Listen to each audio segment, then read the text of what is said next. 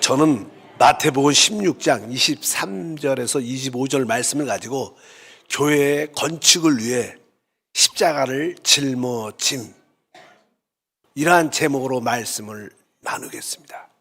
우리가 주 예수를 믿으면 그리스도의 그 은혜로 말미암아 우리는 구원을 받습니다. 그 은혜로 말미암아 우리는 영생을 얻습니다.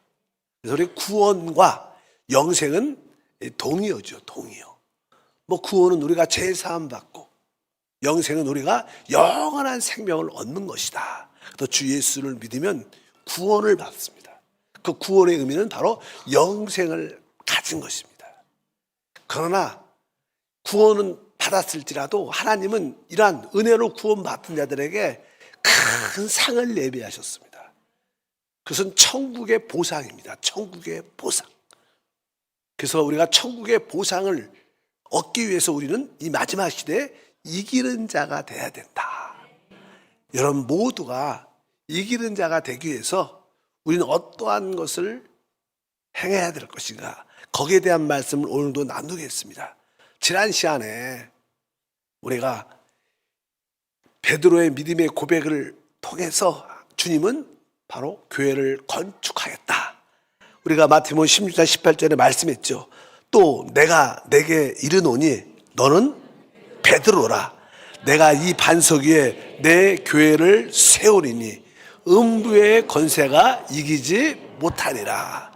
베드로의 계시된 그 믿음 위에 바로 우리 주님은 바로 내가 내 교회를 세울 것이고 음부의 권세가 이기지 못할 것이다.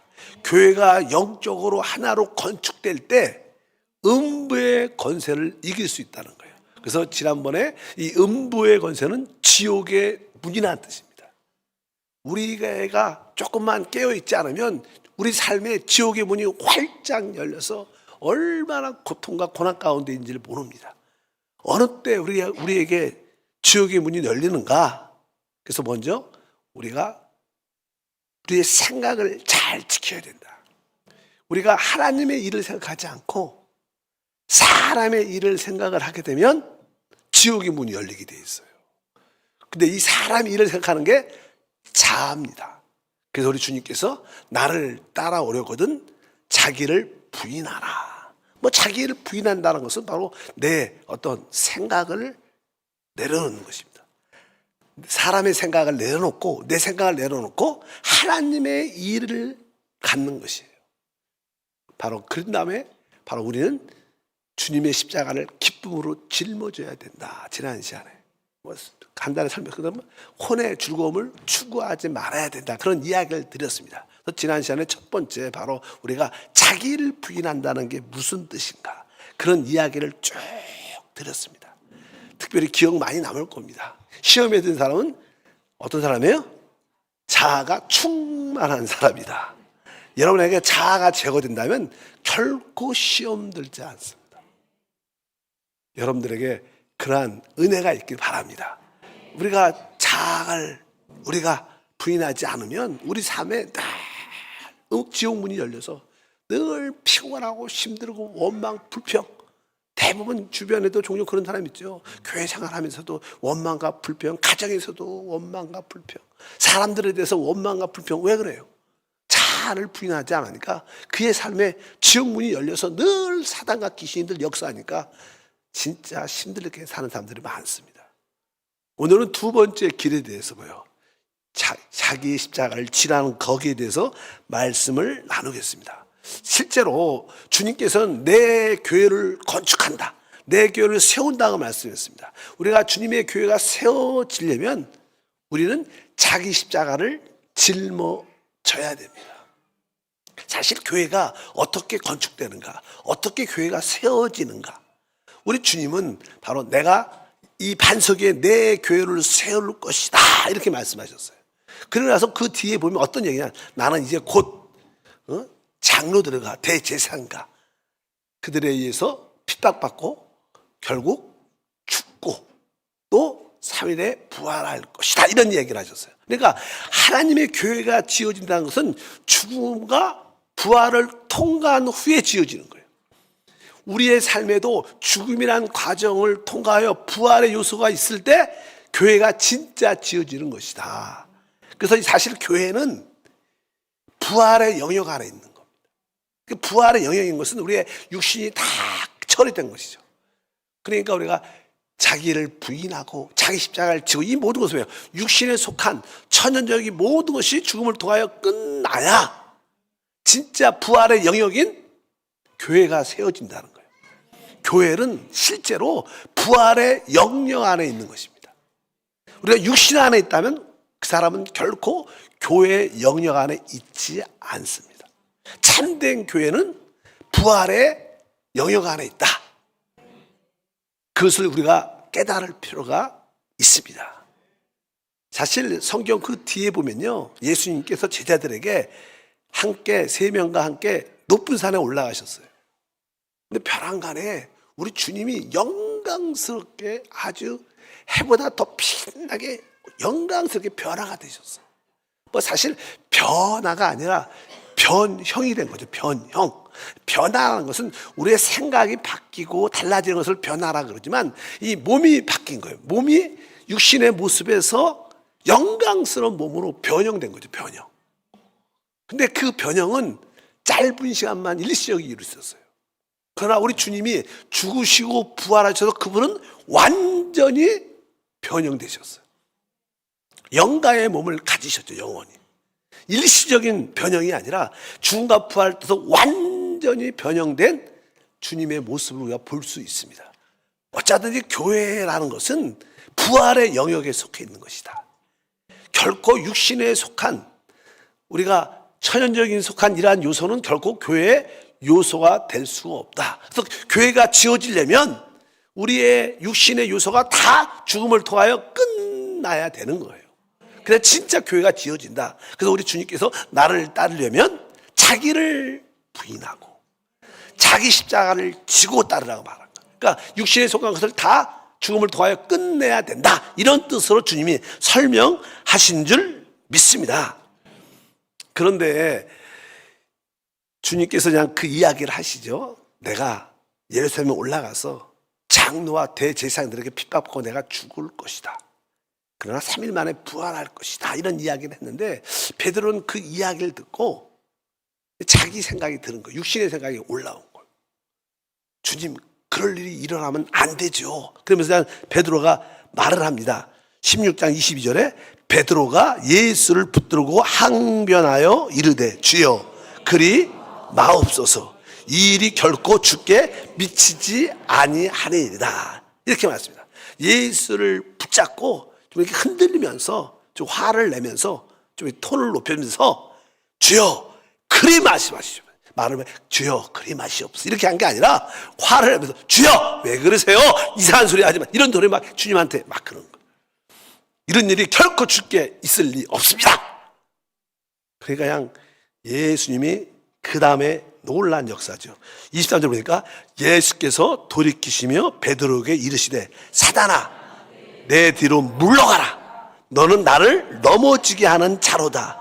내가 하나님의 일을 생각하지 아니하고 도리어 사람의 일을 생각하는도다 하시고. 여기서 보면 베드로는 자기 육신의 생각으로 육신의 사랑으로 주님 결코 그런 일이 일어나면 안 되죠. 정신 차리세요. 당신 자신을 돌봐야죠. 당신을 생각해야지. 그런 말을 왜 하십니까?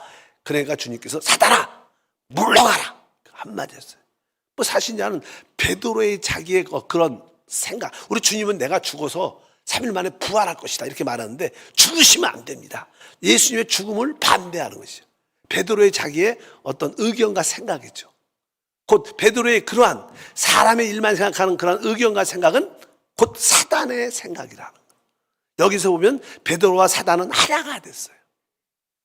여러분 어떻게 베드로의 자기의 주님과 다른 의견을 통해서 뭐 우리가 보통 하는 이견이라는 이견, 다른 의견을 갖고 주님은 이렇게 말했어. 주님의 뜻이 이렇게 말하는데 그것을 반대한다. 주님의 뜻에 대해서 다른 이견을 갖는 사람들은 사실 다 사단입니다. 사단.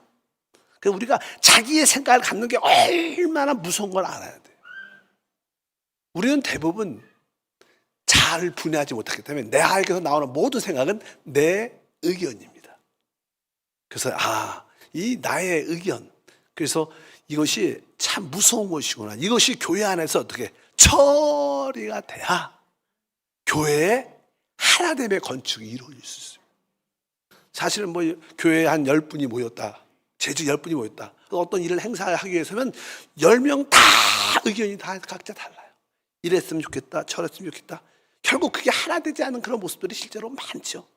기독교의 역사를 보면 다 다른 이견의 문제였습니다.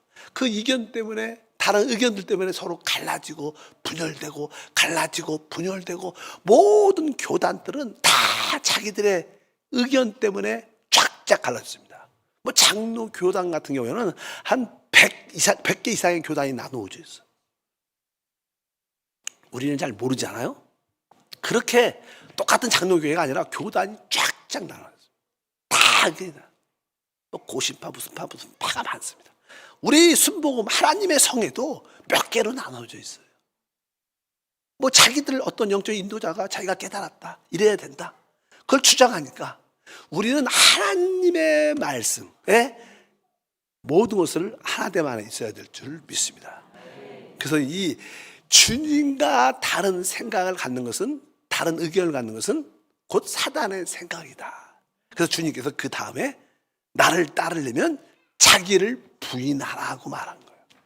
자기를 부인한 거예요. 내 의견을 포기하라는 거예요.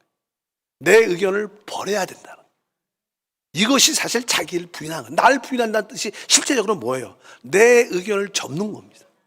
내가 할 말도 많고 내가 생각이 옳지만 그래도 전체를 위해서, 교회를 위해서, 하나됨을 위해서 내가 포기하고, 우리는 내가 일을 잘하고 성공하는 게 중요한 게 아니라 하나 되는 것이 중요한 거예요. 왜? 그리스도의 몸은 하나이기 때문에, 한 몸이기 때문에. 그래서 우리가 기억해야 될 줄 믿습니다.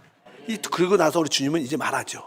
다시 한번 16장 24절에 이에 예수께서 제자들에게 이르시되 누구든지 나를 따르거든 자기를 부인하고 자기 십자가를 지고 나를 따를 것이니라. 그래서 주님께서 이제 말하죠.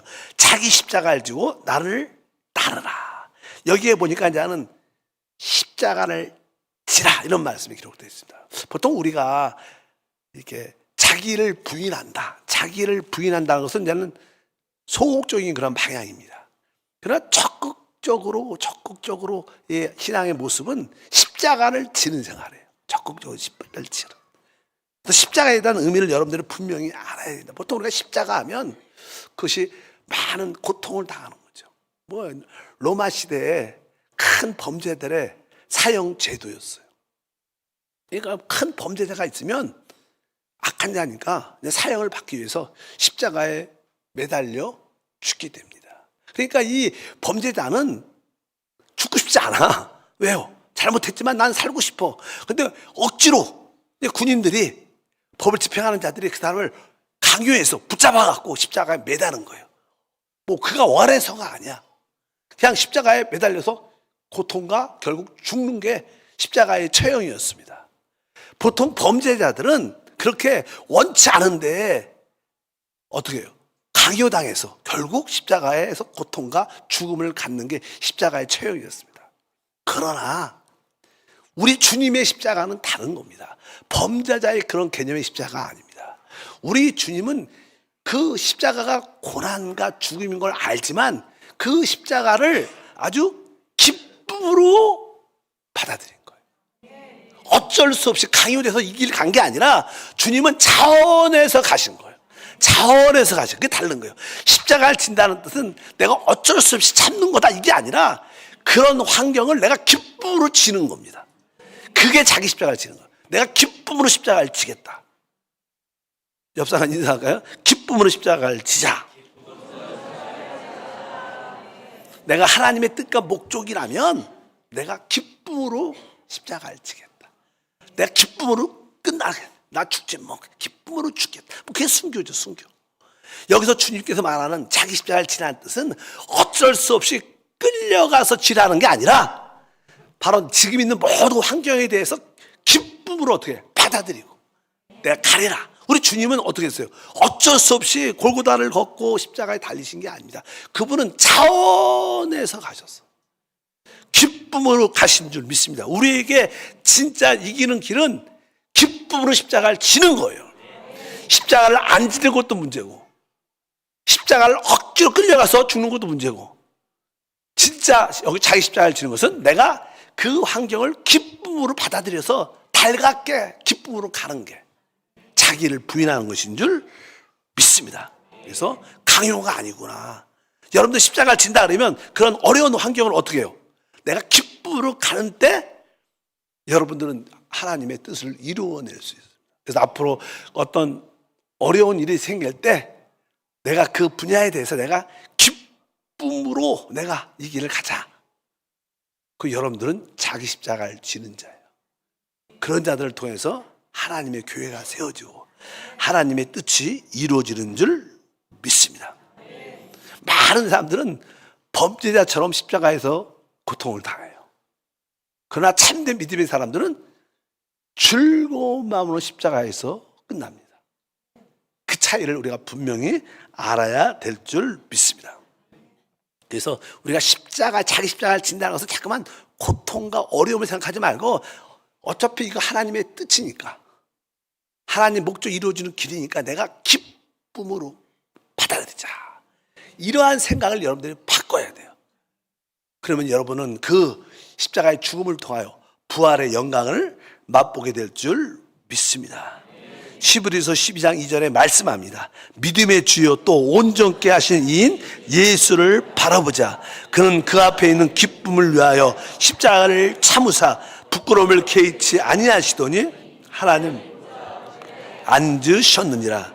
그 앞에 있는 기쁨을 위하여 십자가를 참으사 바로 하나님 보좌 우편에 앉으셨다. 우리 주님은 바로 분명하게 하나님의 뜻과 목적 가운데 기쁨을 얻으셨고 기쁨으로 받아들였다는 그런 것을 우리가 이해할 필요가 있습니다. 실예로 드리면 가장 쉬운 이야기는 부부 이야기죠. 부부 이야기. 또 부부와 또 이렇게 자녀 얘기가 실제적이죠. 그래서 종종 부부 얘기를 하는데 성경에 아브라함의 아들이 있었어요. 누구죠? 어렵죠. 이삭인데 이삭이 이제 그 아버지가 종을 통해서 결혼할 신부를 리브가를 멀리서 데려옵니다. 근데 사실 이삭은 한 번도 그 리브가를 본 적이 없어요. 그래서 그냥 데리고 와갖고 그냥 결혼하고 그냥 살아요. 처음 봤어. 뭐 리브가도 처음 봤겠지. 그러나 이제는 리브가는 좀 자기 이야기는 좀 들었겠죠. 왜 종이 이끌고 오면서 내 신랑이 누굽니까 물어봤잖아요. 이삭은 뭐 그때까지 오는지도 언제 올지도 모르고 그냥 그래서 결혼하고 살게 됩니다. 여러분 우리가 결혼도 마찬가지입니다. 결혼하기 전까지는 우리에게 어떤 선택이 있을지 몰라요. 근데 결혼이 됐다. 그러면 하나님의 뜻이에요. 빼도 박지도 못해. 이거 사실이에요. 그냥 결혼을 했다. 그러면 어떻게 해요? 하나님의 뜻입니다. 그러니까 그렇게 하나님의 뜻이면 아까 아니잖아 우리가 십자가라는 뜻은요 하나님의 뜻입니다. 십자가는 하나님의 뜻이요. 그러니까 하나님의 뜻이 이루어지는 곳은 항상 뭐가 있어요? 십자가가 있습니다. 그렇기 때문에 여러분들이 십자가가 하나님의 뜻이구나. 그러려면 여러분들이 이제 아까 그 이삭과 리브가 결혼을 하면 뭐 늘 어떻게 서로 성격도 안 맞을 거 아닙니까? 뭐 옛날이지만 그러니까 이런 갈등도 있었고 그래도 뭐예요? 이제 결혼을 딱 하는 그 순간 하나님의 뜻이기 때문에 그건 여러분들 확신하셔야 돼. 근데 이전에 요즘 시대는 이렇게 여러 가지 이유로 가정이 이렇게 헤어지고 다시 재혼하고 그런 가정도 많죠. 근데 그걸 다 지나갔으니까 지금 옆에 있는 지금 현재 있는 남편 아내는 하나님의 뜻인 거예요. 더 이상 헤어질 수 없어요. 왜? 하나님의 뜻이니까. 여러분 왜 하나님의 뜻을 안 받아들이면 여러분들은 뭐예요? 십자가를 포기하는 거예요. 포기하는 거예요. 근데 너무 관계가 어려워. 관계가 어려워. 그러면 이게 뭐예요? 하나님의 뜻이니까 어떻게 해야 돼? 억지로 참지 말고 어떻게 해? 기쁨으로 참자. 어차피 하나님 뜻이니까 내가 힘들지만 내가 기쁨으로 그냥 더 살아가고 더 헌신하고 더 기뻐해주고 이렇게 여러분들이 그런 의미로 받아들여야 돼요. 결혼하기 전까지는 하나님 뜻이 아닐 수 있어요. 결혼하는 순간 하나님의 뜻이 이루어진 거예요. 그때는 여러분들이 안 맞든 그건 중요하지 않아요. 왜? 하나님 뜻이니까.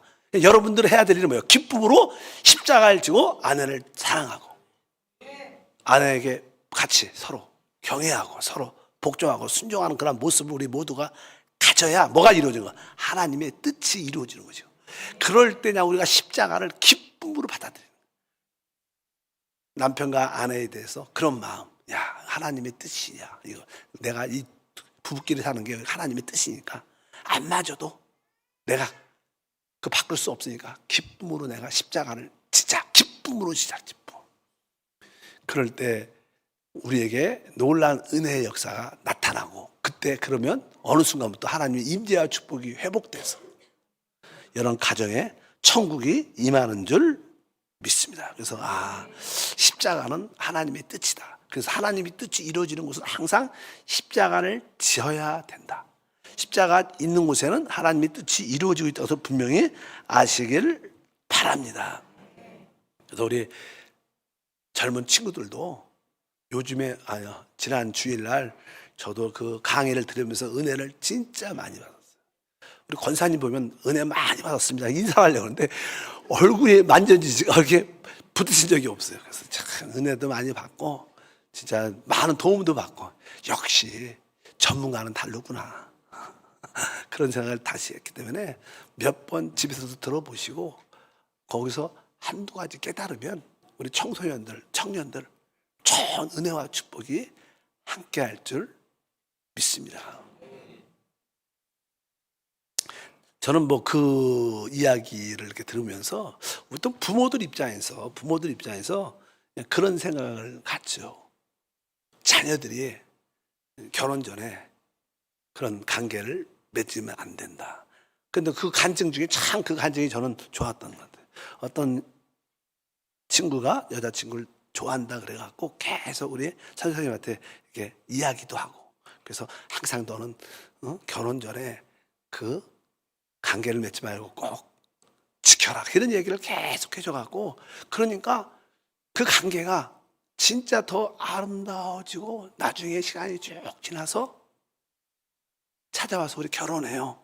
그 지금 잘 산다 그런 얘기 들었어요. 참 이게 서로를 지키고 만약에 그 전에 그런 성적인 관계도 있고 그런 것이 있으면 끝이 안 좋은 경우가 훨씬 많습니다.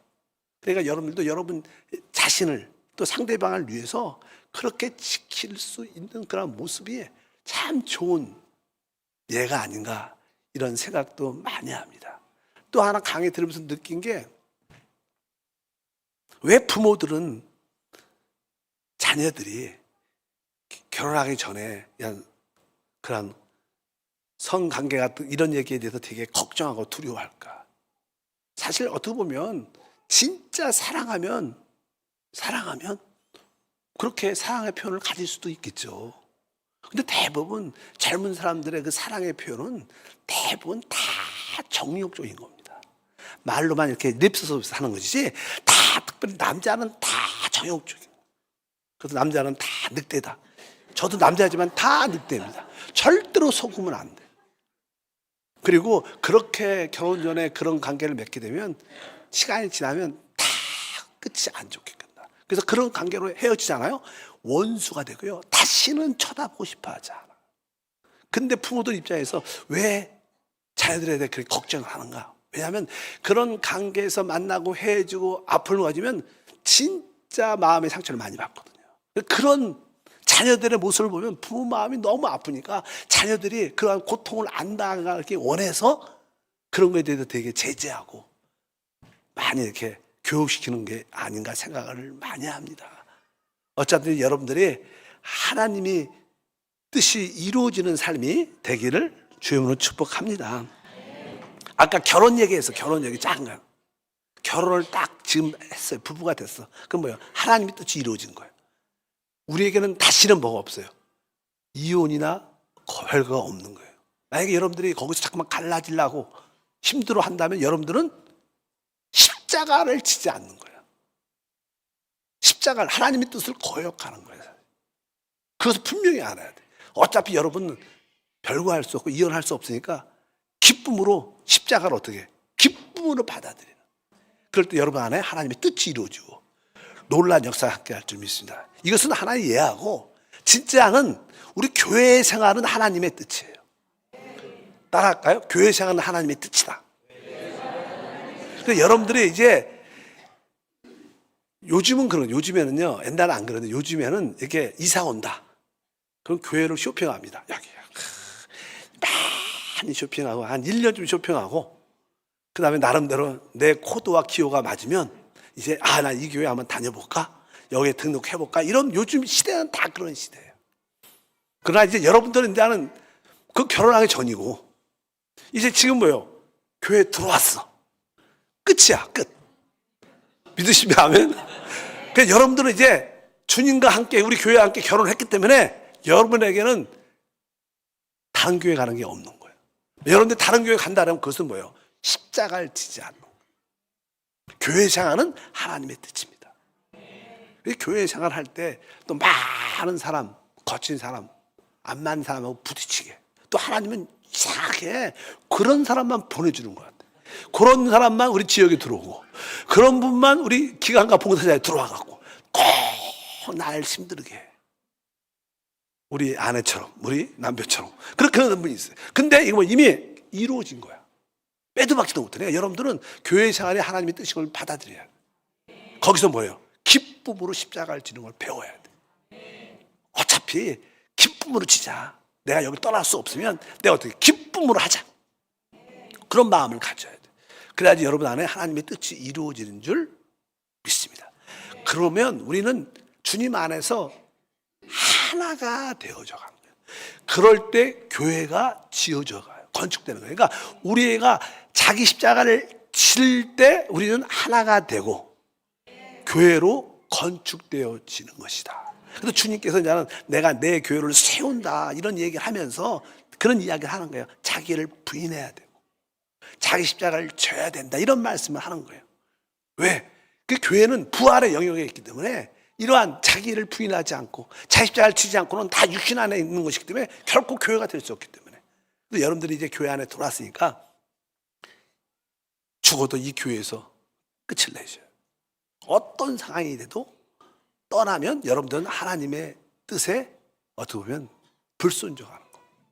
여러분을 통해서 하나님의 뜻이 이루어지지 않는 것이다.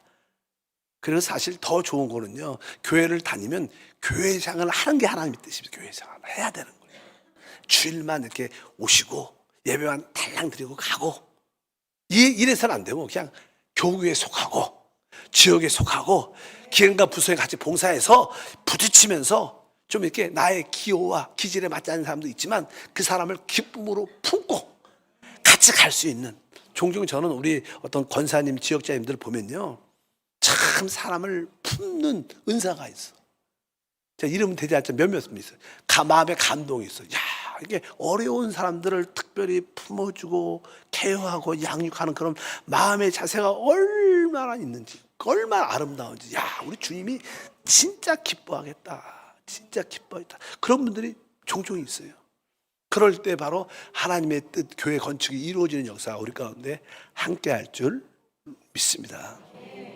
우리 주님은 그분의 교회를 특별히 우리 모든 성도가 하나 돼서 하나님의 아들로 하나님의 영광을 나타내기 원하는데 바로 거기 위해서 우리의 육신의 모습이 처리되기 때문에 우리는 항상 자기를 부인하고 자기 십자가를 어쩔 수 강요돼서 지는 게 아니라 하나님의 뜻이니까 내가 기쁨으로 받아들이겠다. 여러분들이 종종 그러잖아. 내가 이게 하나님의 뜻이면요 내가 기쁨으로 갑니다. 여러분 결혼한 여러분 부부가 하나님의 뜻이에요. 기쁨으로 가셔요. 교회 왔죠? 교회 생활이 뭐예요? 하나님의 뜻이요. 뭐 다른 거 물어보면 다른 뜻 무슨 뜻을 떠니 하나님 뜻인데 이게 물어보지 마세요. 잠깐만 하나님 뜻이 있으면 내가 그런 거 뭐 내가 우리 남편하고 살아야 돼요. 하나님 뜻이 뭐죠? 이런 거 왜 하나님 뜻이 이미 있는 정해졌는데 무슨 그런 걸 또 교회 생활을 잘하는 게 뭐예요? 아무리 안 맞는 사람이 있어 하나님의 뜻이 교회 생활이에요. 이미 정해진 거예요. 이거는 여러분들이 피할 수 있는 길이 아니야. 이거는 여러분들이 어차피 가야 되는 데. 그렇기 때문에 여러분들이 기쁨으로 십자가를 지자. 그럴 때 놀란 일들이, 기쁨으로 십자가를 지고 가기 시작하면요, 여러분 삶에 하나님의 임재와 기름 부음이 막 그때부터 나타나. 진짜 그렇습니다. 왜? 십자가를 지면 죽음이고, 죽음 다음에 뭐 부활의 영광이 우리 가운데 함께 할 줄 믿습니다. 그래서 우리는 교회 건축을 위해서, 모든 성도와 하나됨을 위해서 내 자기 십자가를 기쁨으로 질 때 하나님의 뜻과 목적이 우리 가운데 이루어질 줄 믿습니다. 여러분의 가정도 이미 하나님의 뜻이 결정됐어요. 우리 남편이 하나님의 뜻이구나, 우리 아내가 하나님의 뜻으로 주시구나, 교회, 우리 교구장님이 하나님의 뜻이다, 우리 지역장님이 하나님의 뜻을 나한테 주신 거다. 더 이상 별거나 이혼이 없어요. 여기서 끝을 내야 돼. 그럴 때 여러분 안에 하나님의 뜻이 이루어질 겁니다. 하나님의 축복과 은혜가 우리 가운데 충만할 줄 믿습니다. 우리는 너무 내 천연적인 기호, 나의 선택에 관심이 많았죠. 항상 내 기호에 좀 맞고 내 기질에 좀 맞으면 열심히 하고, 아니면 안 하고. 그거 되게 아주 좋은 모습 같지만 되게 인간적이고 육신적인 모습들이죠. 그런 분들이 있어요. 내가 좋으면 열심히 해. 그런데 어디 부서 가는데 안 좋아, 안 해. 그냥 봉사 안 해. 그냥 교회는 열심히 나오죠, 안 해. 그러나 어떤 분들은 내가 어떤 부서에 가든지 하나님 뜻이 정해졌으니까 내가 기쁨으로 그 모든 봉사와 기쁨을 해낸다고, 모든 성도와 함께 교제하고 봉사한다면 여러분들은 하나님의 뜻을 행하는, 교회를 건축하는 믿음의 일꾼들이 될 줄 믿습니다. 실제로 우리 주님의 삶을 보면 항상 기쁨으로 하나님을 기쁘게 하는 생활을 많이 했습니다. 그래서 주님은 십자가를 어떻게 졌어요? 아주 기쁨으로 졌습니다. 이걸 기억해야 돼요. 주님은 십자가에 지는 것은요, 그분은 자원했어요. 기쁨을 했습니다. 그러니까 주님이 이제 하는 겟세마네 동산에서 예수님을 잡으러 사람들이 오죠. 그러니까 예수님을 잡으러 앞에까지 오니까 그를 향해서 내가 하고자 하는 일을 하라, 이렇게 말씀하시니까 그 군인이 예수님을 잡으려고 예수님을 손을 딱 댔어요. 그러니까 그 제자 중에 한 사람이 어디 우리 주님에게 손을 대가고 어디 감췄던 칼 하나 쫙 빼갖고 쫙 접히니까 그냥 귀가 잘렸어요. 그러니까 우리 주님께서 말을 하죠. 칼을 꽂 다시 칼집에 집어넣어라. 칼을 쓰는 자는 칼로 망한다, 이렇게 말씀하셨어요. 그리고 나서 주님이 어떤 말을 하셨냐면 이렇게 말씀했습니다. 마태복음 26장 54장 54절에 너는 내가 내 아버지께 구하여 지금 12군단이 더 되는 천사를 보내시게 할 수 없는 줄 아느냐. 내가 만일 그렇게 하면 이런 일이 있으리라 한 성경이 어떻게 이루어지겠느냐 하시더라. 그러니까 우리 주님께서 내가 아버지께 구하여 12군단이 되는 천사를 보내어 할 수 없겠느냐, 이렇게 말씀하는 거예요. 우리 구약에 보면요, 시스기야 왕 때 18만이나 되는 아수리아 군대가 시스기야 왕을 공격해러 왔어요. 그냥 멸망할 수밖에 없는 그런 상황인데 천사가 와서 그냥 한순간 한밤에 18명을 싹 죽였어. 그러니까 그 천사 한 군단 아니고 천사가 한 군단 천사가 18명을 그냥 밤사이에 싹 끝낸 거예요. 근데 여기는 몇 군단이에요? 12군단. 우리 주님은 그러한 천사를 다 부를 수도 있고, 당연하게 주님이 거부하면 다 살 수도 있고 다 이길 수도 있어요. 근데 주님은 그렇지 않아. 기쁨으로, 이런 거 능력도 있지만 주님은 기쁨으로 십자가를 지신 거예요. 그러니까 여러분들이 기쁨으로 십자가를 지는 훈련이 돼야 돼. 이게 이기는 자예요.